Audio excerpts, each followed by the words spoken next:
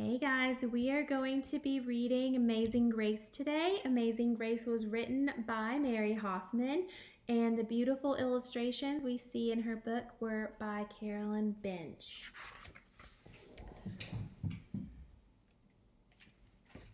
We can see our title page. Our title page gives us information about our book.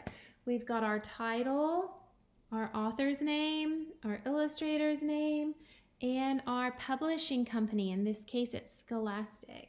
And over here we can see that our book was copyright written in 1991.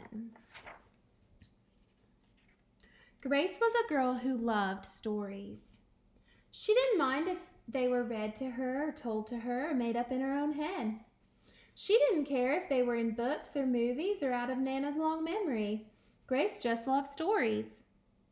After she had heard them, and sometimes while they were still going on, Grace would act them out, and she always gave herself the most exciting part.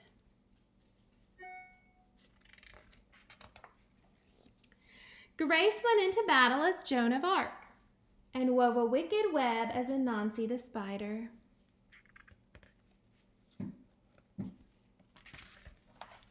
She hid inside the wooden horse at the gates of Troy. She went exploring for lost kingdoms. She sailed the 7 seas with a peg leg and a parrot. She was Hiawatha, sitting by the shining big sea water, and Mowgli in the backyard jungle.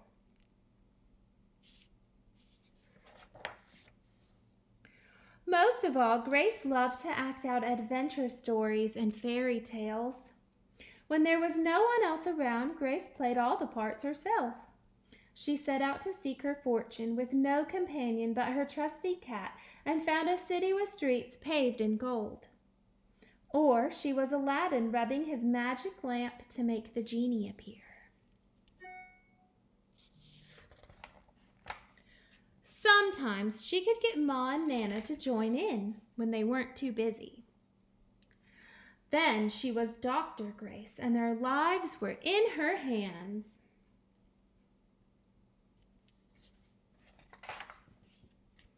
One day, Grace's teacher said they would do the play Peter Pan. Grace knew who she wanted to be. When she raised her hand, Raj said, "You can't be Peter, that's a boy's name." But Grace kept her hand up. "You can't be Peter Pan," whispered Natalie.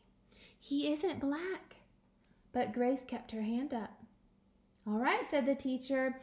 "Lots of you want to be Peter Pan, so we'll have auditions next week to choose parts." She gave them words to learn. When Grace got home, she seemed sad. "What's the matter?" asked Ma. "Raj said I can't be Peter Pan because I'm a girl." "Well, that just shows what Raj knows," said Ma. "A girl can be Peter Pan if she wants to." Grace cheered up. Then later she remembered something else. "Natalie says I can't be Peter Pan because I'm black," she said. Ma looked angry, but before she could speak, Nana said, "It seems that Natalie is another one who don't know nothing. You can be anything you want, Grace, if you put your mind to it." On Saturday, Nana told Grace they were going out. In the afternoon, they caught a bus and train into town. Nana took Grace to a grand theater.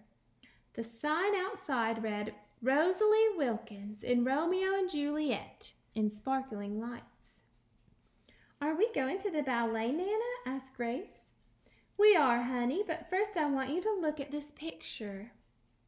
Grace looked up and saw a beautiful young ballerina in a tutu. Above the dancer it said, "Stunning new Juliet."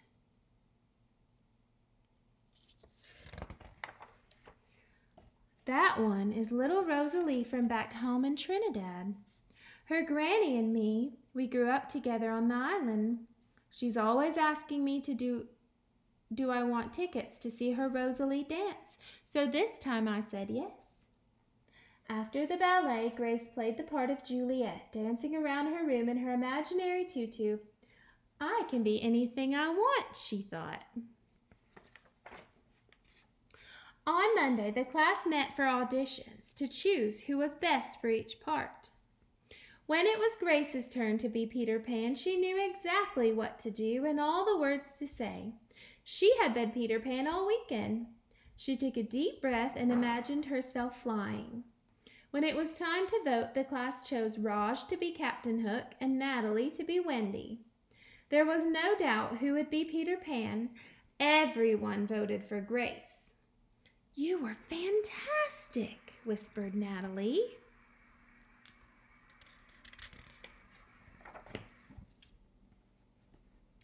The play was a big success, and Grace was an amazing Peter Pan. After it was all over, she said, "I feel as if I could fly all the way home." "You probably could," said Ma. "Yes," said Nana. "If Grace put her mind to it, she can do anything she wants."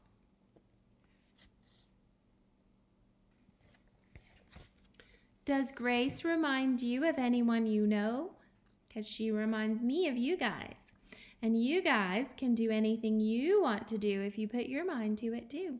It might not always be easy, but you can do it if you want it bad enough.